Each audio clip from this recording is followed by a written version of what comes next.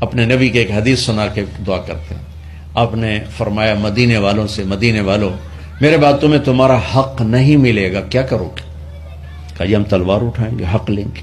آپ نے فرمایا اگر میں اس سے اچھی چیز بتاؤں کرو گے؟ کہا جی کیا؟